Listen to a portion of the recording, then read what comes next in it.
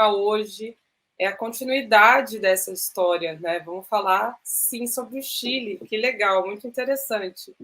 Ele trazia esse processo que foi a derrubada de um presidente popular, de um presidente democrático, de um presidente que tinha como objetivo trazer mais dignidade para o povo pobre e sofrido chileno. Eu já falei, né, aqui atrás de mim tenho uma bandeira mapuche que representa a luta de todo esse povo no sul do Chile por dignidade. E onde vai descambar todo esse processo? Então, Salvador Allende, em 11 de setembro, sofreu um golpe terrível, dos mais terríveis que nós tivemos em nossa América, quando Augusto Pinochet aí comandou um golpe militar. Foi sangrento, foi terrível, isso a gente pode conversar em outra oportunidade. Mas o que é importante é que Pinochet deixou como Constituição, em 1980, um processo abertamente, absolutamente neoliberal. A Constituição e as regras do Chile, elas serviram como inspiração para o desserviço que faz o Paulo Guedes na nossa economia, que tinha, né? Esperamos que esse processo, enfim, seja contido, mas ele tinha o objetivo de transformar o Brasil basicamente num Chile. Chile, um país em que a educação não é pública, não é garantida, em que os universitários, os jovens saem da faculdade absolutamente endividados e levam essas dívidas para a vida adulta, não conseguindo se consolidar no mercado de trabalho, aposentados cometendo suicídio porque não tem dinheiro da aposentadoria, que foi capitalizada justamente no período aí dos Chicago Boys, como são chamados esses economistas, o qual o Paulo Guedes faz parte, né? Ele é um Chicago Boy, a escola dos economistas de Chicago.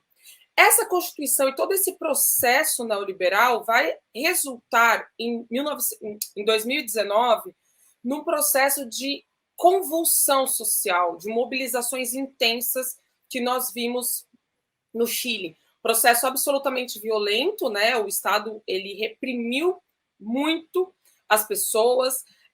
Nós vimos aqueles caminhões que jogam água, um jato de água super forte, e principalmente pessoas que perderam os olhos por conta dos carabineiros, como é chamado a PM lá, né? É tipo o batalhão de choque deles.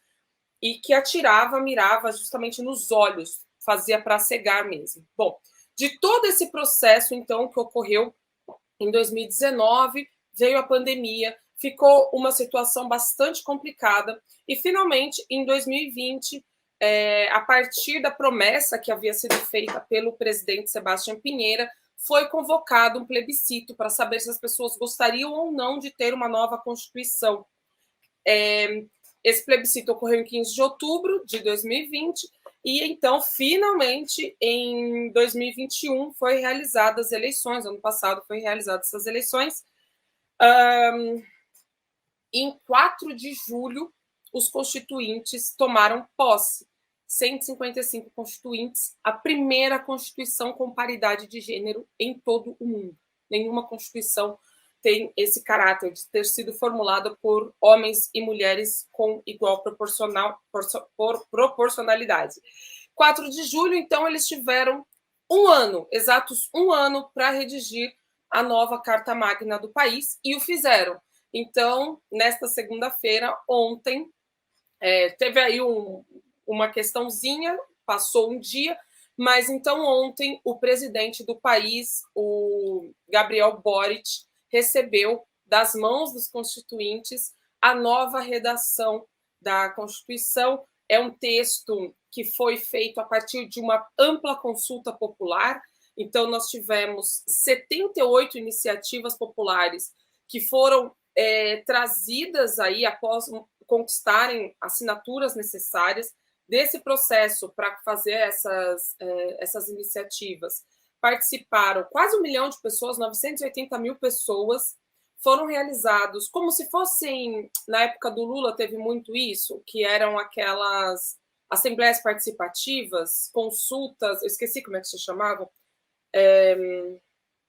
como assembleias Caramba, como é que se chamava isso? Eu também Enfim, estou querendo lembrar o nome, mas eu estou entendendo o que você está falando. eram realizadas consultas populares no âmbito municipal, estadual e nacional, conferências, Conferência. Porque é isso. conferências, como conferências populares em que as pessoas eram convocadas a discutir determinados temas, foram realizados durante um ano, gente, foi muito corrido, né?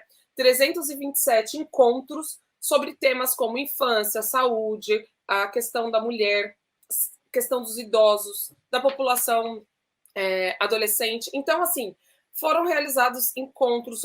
É uma construção absolutamente democrática. Participaram também, né? Eu falava aqui dos Mapuches, participaram desse processo 17 representantes dos povos originários, e inclusive a presidenta, creio que as duas presidentas da Assembleia, durante um período e outro, foram Mapuches, mas a Elisa Loncon Maria Elisa Quinteiros é uma, e a Elisa Loncon é Mapuche e presidiu durante um tempo essa assembleia. Isso é super interessante, né? É uma constituinte, é uma constituição, né? Um projeto de constituição que contempla questões como o direito à educação pública, gratuita e de qualidade em todos os níveis, no nível infantil até o nível universitário.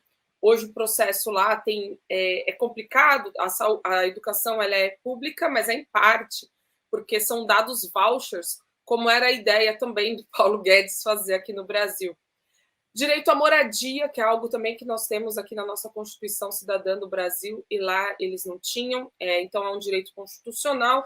Direito à saúde pública, também vimos a importância do SUS na nossa pandemia, né, que é um serviço de saúde pública que é extensivo a toda a população brasileira. O direito à aposentadoria, porque, veja, é o fim da picada você chegar numa idade avançada e não ter aí como comprar remédios, como ter uma vida digna, como viver sabrosamente, como diria Francia Marx, da Colômbia.